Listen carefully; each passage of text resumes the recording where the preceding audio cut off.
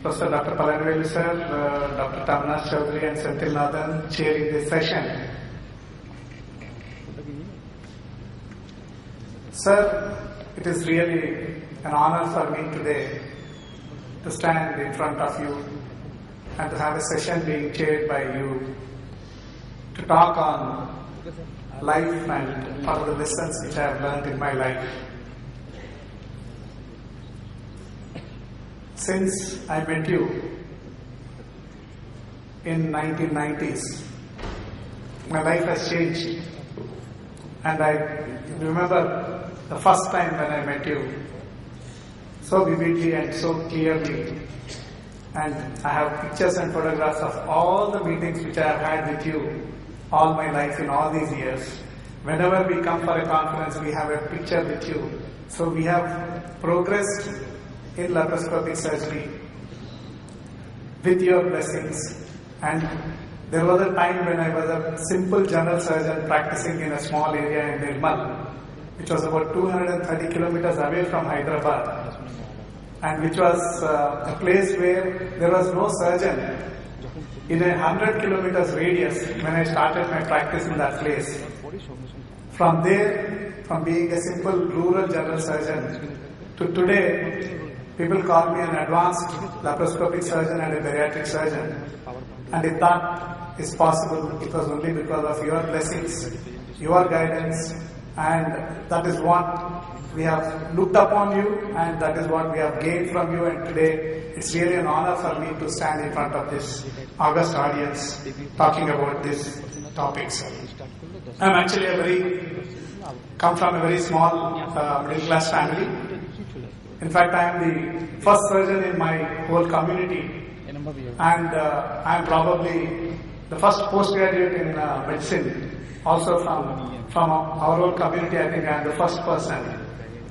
And as soon as I cleared my MS from Usmania, I put up practice in a small rural area with a 25-bed hospital with a budget of around 1.25 lakhs in 1986. And I was actually more influenced by the left when I first started my practice. But then when I went to Nirmal and started practice there, I was overwhelmed by the love and affection and by the treatment which they have given to me, because that was the first nursing home in that place which had patients after 7 p.m. Before I went there, all patients used to be sent back home or to the nearest places after 7 p.m. And since mine was the first nursing home, they have so much love and affection and respect towards me that continues to be showered on me even now. But then my life changed when I got trained by you in 1990s, and I was having a very roaring practice in Nirmal those days. But I remember the words which you said, "Hari, in a small place you are always a small man, and you are such a person that you don't deserve to be in such a small place. Shift to Hyderabad, you will have a wonderful life ahead, and my blessings are always there with you." These were the words which you told me and Dr. Shyam Sundar, who is still continuing in Kamareddy. We were the two persons who came to you for training more than 20 years back, sir. Coming to this life and lessons learned in life, I tried to get a definition of what is life, and I could not find any reasonable good definition of life anywhere else. Then I thought, what is life for me? Life is nothing but a gift from my parents to me. And coming to the lessons which we learned in life, we learn a lot of lessons in life, which is again a manifold life. For all of us, it is a personal life, it's a professional life, and for me it was also a life with a social cause and leadership. Personal life, which is the relationship that we have with our parents, which we have with our brothers and sisters, the relationship that we have with our wife, children, friends, relatives, neighborhood and society. The life which we have as a surgeon and what we learn from our surgical life is all academics. And apart from academics, we also learn a lot of things about profession and practice. But then once we are successful both on the personal life and on the academic life, most of us tend to look forward to something bigger than professional and personal life, and try to venture into a social life and try to lead a society or try to lead an association and try to satisfy our ego and performance. And that is what I thought are the aspects of life, and these are the ones which teach us a lot of lessons. I will just, within this brief little time, I will just go through a few things which I learned in my life and want to share with you what I have learned. Intuition is the first thing which whenever you see a patient, you get an intuition. If you feel that this patient is going to be a problematic patient, please don't handle that patient. Your intuition is always right. Trust your intuition. If you feel that there is something wrong, if somebody wants you to do something unethical, and if you feel that it is going to be bad for you, please don't do it. However pressure people might put on you, trust your intuition. Your intuition is always right. I remember in my first year of practice, a patient who was admitted for loose motions on a Sunday wanted me to give a certificate dated a week back. And then my intuition said, this is something not right and I should not do it. I refused to give a certificate. Then there was a pressure from his relative who is the senior most doctor in the district, in the town. And then there was a pressure from one of my partners who is also a pediatrician and a very VIP son in that place. And all of them forced me to give a certificate dated 1 week back that he was admitted to the hospital on that particular day. 3 months down the lane, there was an inspector visiting my hospital from a district headquarters, stating that this person committed some crime a week back, and how can he be? There are witnesses who have seen him in that particular place on that particular day, and how come, doctor, you have given a certificate that he was in your hospital on that particular day? I still remember and repent that after pressure and persuasion from my colleagues, I gave him that certificate. But I felt that I should always listen to my intuition and should not listen to anything else. If you feel it is wrong, it probably is wrong, and never try to do something which your intuition says is wrong. This is one which I always learned in my life, that a lot of people, especially in medical colleges, they get stressed up. They always want to perform and come as the first. Please, friends, I have seen my own classmates, my own friends, my own colleagues who have been toppers in the school all the time and are just nobody today.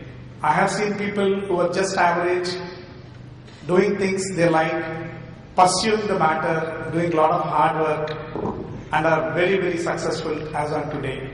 This is one guy who was my schoolmate, who was just an average student till class 10, stopped his education for 2 years to do business. Actually he belongs to a Koja community, business community.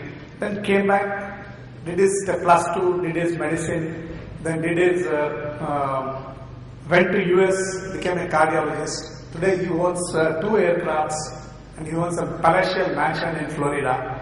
That is because he struggled for 7 years in US doing international cardiology. So success only comes with hard work, and please never ever try to top the class all the time and take that stress on you.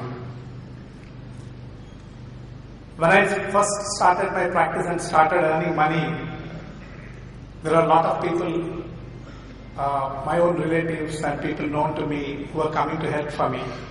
And here was one of my cousin who was not doing well at home and at school, was brought to me to be put up with me and to get something from out of him and teach him and train him something.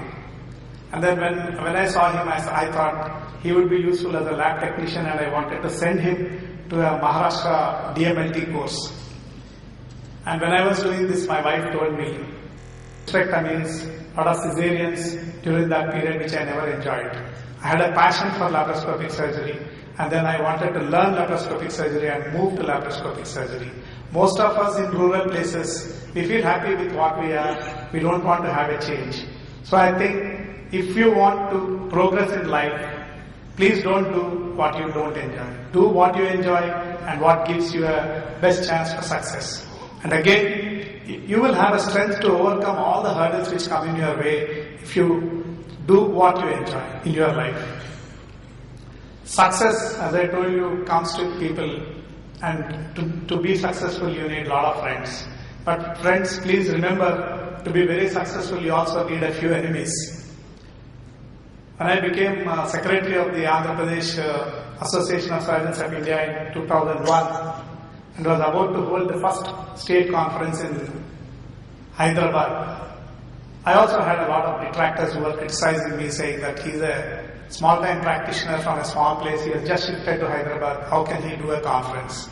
And they went on creating hurdles for me in holding that conference. That made me much more stronger emotionally, and I had to unite all my friends, sit with them, and then do what is the best for the state conference, and I did the first state conference in 2001. And so I feel if you have detractors, if you have a few enemies, you'll be much more successful. I was actually, after that conference, I heard a statement by somebody that the success of a person is gauged by the number of enemies you have got. If you are a simple person having no success in your life, doing what you are routinely supposed to do, you neither have friends nor enemies. But if you do something bigger, if you try to do something good, if you look at the current scenario of banning the 500s and thousands by Modi, he must have had a lot of enemies. So I think to be successful, one definitely needs to have a few enemies, and if you are more successful, you will definitely have more enemies. Don't ever feel that somebody is your critic and your enemy. Please feel happy that you are successful, and more successful you are, more number of enemies you will have. Again, success we all have, but the success is not measured by what we accomplish, but by the opposition you have encountered and the courage with which you have maintained the struggle against overwhelming odds in achieving that success. That will be the measure of success for you. Criticism, as I told you, a lot of people talk in front, talk behind about you. This is one small story from Gautam Buddha, who left everything for the social cause, and he went to a woman for begging. She heard a lot of abuses at him. She said, "You are a nice, healthy man, why are you begging?" And she said all those unparliamentary words to him. At the end of that, Buddha asked her, "If you have given me something and if I refuse to take it, to whom does it belong to?" She said, "It belongs to me. Since I have given it to you and you have refused to take it, belongs to me." Then Buddha said, "All those abuses which you have hurled at me, all the criticism which you have made at me, I have not accepted, I have rejected. It all belongs to you." So friends, please don't be taken away by negative criticism. Don't be taken away by people who hurl abuses at you. Take it. Please imagine that you have not accepted it. They will go back to the person who has hurled them. This is my teacher in general surgery, my professor, Dr. L. Bhaskar Reddy. When I started my first practice in Nirmal, when I was going, he said, "Hari, I have taught you. You have learned a lot of things. But when you are starting your practice, you should know what you should not do. You know what you can do, but you are a successful surgeon if you know what you should not do in your place of practice." So I think I always, whenever somebody who has passed general surgery comes to me and says, "I am starting my practice in so-and-so place," I always recollect and remember those words and tell them that I have been successful because I listened to my chief's words, that please don't do what you are not supposed to do in that place. And the second person who has really influenced me in my life and has been my teacher is none other than Professor Dr. Palaniveru. What I have learned from him In spite of my busy practice in Nirmal, where I didn't have an opportunity to learn anything, I learned that hunger to learn has to be there, and there should be a discipline in work when you are practicing, and there should be a passion to teach whatever you have learned to others. These are the three things which I learned the most from Dr. Palanivelu sir. And as I told you, the words which he told to me when I was leaving him after my practice, in a small place, you're always a small man. In a big place, you are a big man, however you may be. These are the words which he said to me, and I remember these are Bhagavad Gita for me. And today, if I stand again, as I told you, today, as a president of Amasi, it is because I listened to his words. Again, please associate with yourself with people who inspire you, people who challenge you to rise higher. Please don't waste your time with the people who do not add to your growth or suit your style of thinking.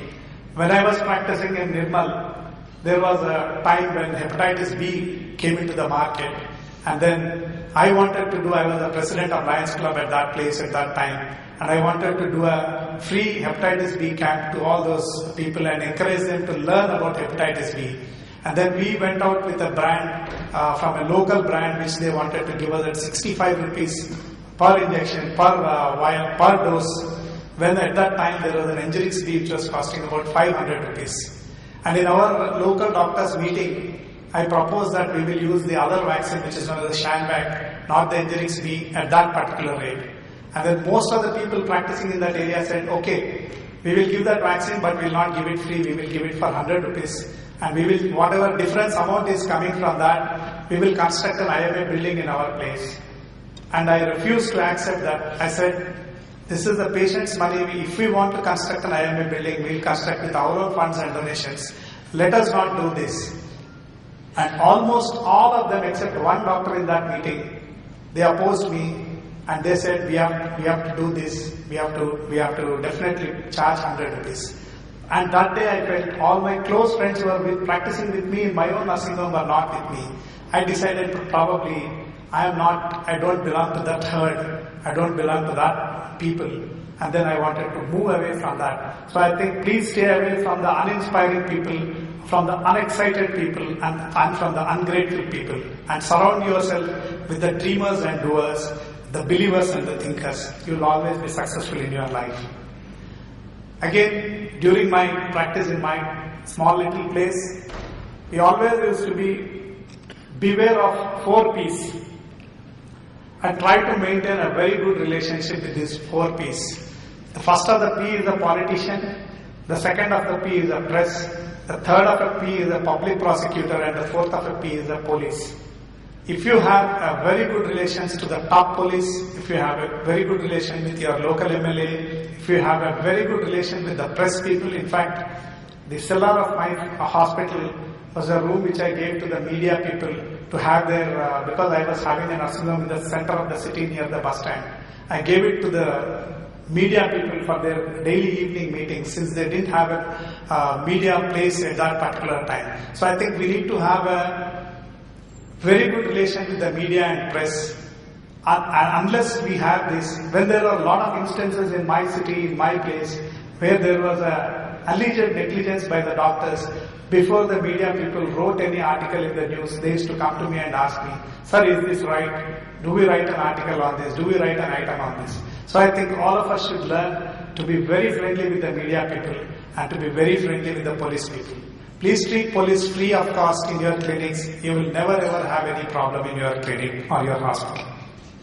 Again, whenever we did the free laparoscopic surgeries or free surgeries, I always want to appreciate my staff and I always take the patients who we have operated into close this thing and then have a picture with them, and they also keep one picture of what we have done. So to have a human touch and to be very good to your patients definitely helps us in improving our practice.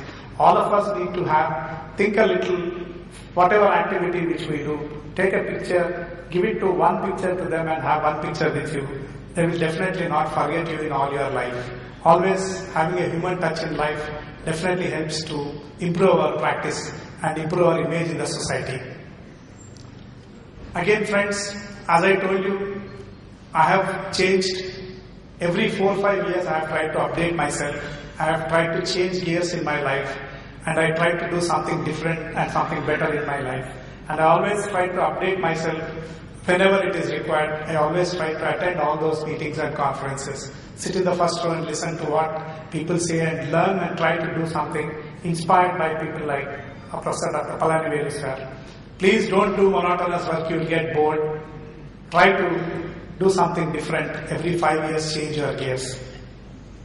Again, most of us have a tendency to work for long hours. Working for long hours does not mean smart working. You should learn how to cut down those long hours and how to be more successful doing short hours and earn and learn more in those brief short hours. Always, most of us tend to have practices on Sunday, visit other places and try to improve our practice doing work on Sundays. Please relax on Sundays so that you can take on the whole next 5-6 days in your next week and you can do better in those next 6 days. Balancing work and life is the most important thing for all our professional colleagues. I really missed my children in their early school phase. I never saw my daughters going to school in their school dress when I was practicing in a rural area and they were in Hyderabad. But I felt when I shifted in 1999, when I shifted to Hyderabad, I never lost an opportunity to share anything with my children, go to school with them. When they get sick, I used to take a day off, stay with them, spend time with my father. When my mother became sick for 20 days, all 20 days I shut down my hospital and stayed with my mother day and night in the hospital. I think we should learn to balance work and life. Profession is not everything. We should also have a very good family life along with our successful professional life. We should learn to balance our profession and family at the same time. And in leadership, I always believe that when there is a problem, we should stand in front. But when there is a success, we can go behind and stand and let our friends and let our people enjoy the success. So the success of being a leader comes when you take problems head on, and when you have success, just stand behind and let other people enjoy. Again, how to achieve an objective, how to be successful in life is you should have all C's in English and all yes in Sanskrit. The C's are commitment, and when you have commitment, you will start doing a task or an objective. Try to gain a consensus. Try to talk to your friends, try to talk to your enemies and try to have a consensus. If there is no consensus, usually there will not be a consensus. Then you try to ask for collaboration. You try to ask for collaboration. Again, there are a lot of people who will say, we cannot collaborate with you. And in that case, ask them to cooperate and just not to trouble us. If that is also not possible, there are some people who want to do the same thing. Let them do it collaterally and help to our cause. But please try to avoid confrontation. In Sanskrit, you have a sankalpa and you try to do it with samaikya, that is togetherness, or with samanvaya, that is taking the help and taking the advice and collaboration of people, or sahakara, some help, or let them do it samantara. Samantara is parallelly, but don't try to have sanghashna. Try to avoid sanghashna. These are the important things which we learned in Telangana agitation. And this was the success to achieving separate statehood of Telangana. These are the points which helped us try to achieve the statehood of Telangana. So I feel this should be the way which you have to go ahead in your life to gain an objective. Again, friends, the end of life is death. Death is certain. And the goal of everybody's life is different. But what I feel is at the end of the night, before we close our eyes, we should be happy and content with what we have done in the day, and we should be proud of what we are. If you ask me, what is your goal of life? I would love to say that my soul shall depart peacefully if death comes to me tomorrow. That is the goal of my life. Thank you very much. Thank you for being so patient and listening to me. Once again, I thank the Association of Minimal Access Surgeons of India, all the members of Association of Minimal Access Surgeons of India, all the executive of Association of Minimal Access Surgeons of India, and especially to Dr. Senthil Nathan, who was the honorary secretary with me all these 2 years, I thank him extensively for bearing with all what I have been discussing with him, and I thank Dr. Tamanas Chowdhury for giving me an opportunity and for suggesting me this topic of talking on lessons learned in life. And I wish Dr. Tamanas all the best in his presidency of Association of Minimal Access Surgeons of India.